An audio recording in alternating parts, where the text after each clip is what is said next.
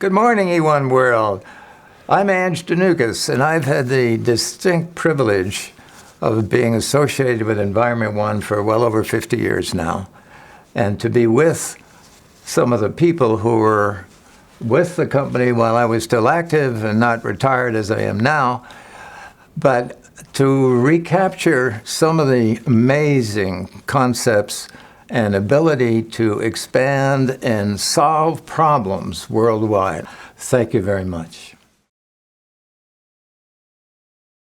Paul Farrell, he was, I almost think of him as somewhat a classic technical person. He was very concerned about truth in the sense of what technology we use. What was interesting as I look back was we were theorizing about all this stuff. And none of the GE types from the research lab had ever worked in a sewer. And I keep laughing about that, to get excited about working in a sewer in the General Electric Research and Development Center. Really?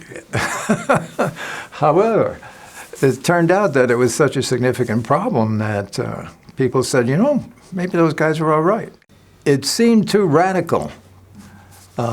We make kitchen stuff, clean food, clean ovens, and you're going to do what? Focus on this stuff that we don't like to talk about and move it someplace? You know, that's sort of the reaction we got. And then to go from there to, well, conventional sewers have been working for a long time. What's the matter with them? Why do you need a motor that might wear out? You know, that was some of the debates we had in the beginning. And, but it all turned out to be related to money, that the pipes were much smaller.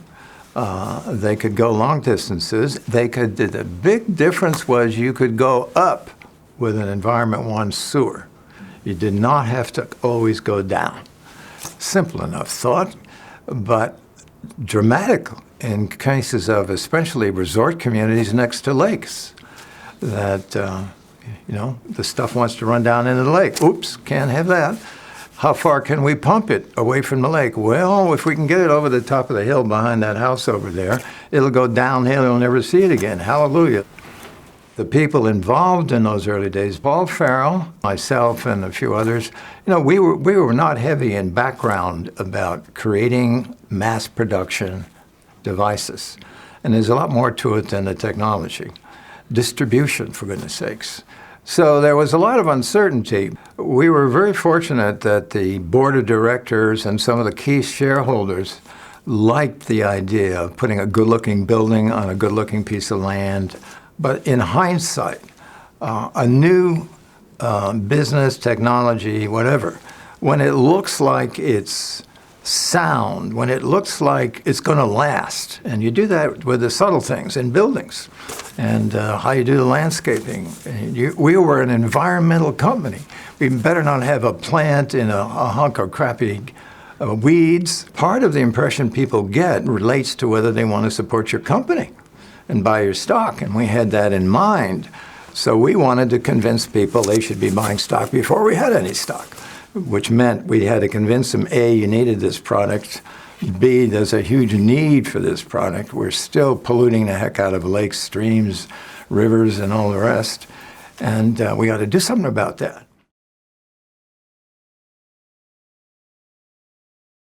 So I got here early 1998. I started interviewing before Thanksgiving, and it was an interview that I personally did not want to take. Company was small. I was coming from a big company. I was getting married and moving to the area.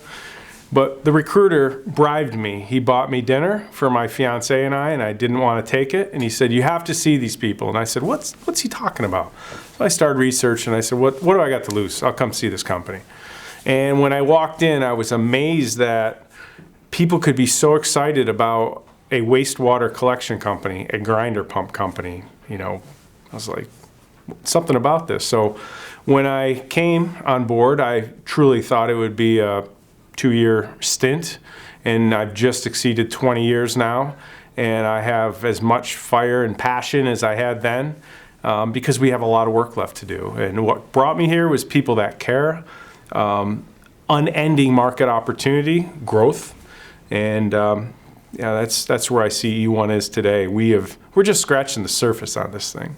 So, in the early days of my employment here, it was very much, the product we were selling was an alternative solution. And the more our great distribution team, our sales team, and engineers even, it's a different business. Our engineers are out in the field, field service people. Everybody has a role in making the installation go right. And in doing so, a funny thing happens. We've migrated to an appropriate solution where we've got case studies now we do where the client tells us reasons they used it for reasons we didn't really know. But whether it was environmental safety, worker safety, speed of installation, there's some of these things that when they ran their numbers and they ran their project schedules, it's absolutely appropriate. It's the only appropriate way to sewer it was with all-terrain sewers. Moving forward, our future is extremely bright. We have got a foundation now. We've got 50 years of proven, reliable installations. We've now cast the net. We've got a good foundation of distribution. But when we look at who's working our product, who's selling our product in their local markets, there's no telling how much our distributors can grow. We've had some different regional managers that spent a long time here, and they've worked at other companies as well. And I love to hear them say, I wouldn't want to compete with Environment One. And we don't take that as being arrogant, but the fact is, we focus on doing this thing like nobody else in the business. E1 is compelled to succeed, compelled to manage this market we created and dominate it like we've never dominated before. Even better is the next 50 years, and the people in this room are who's going to get it done.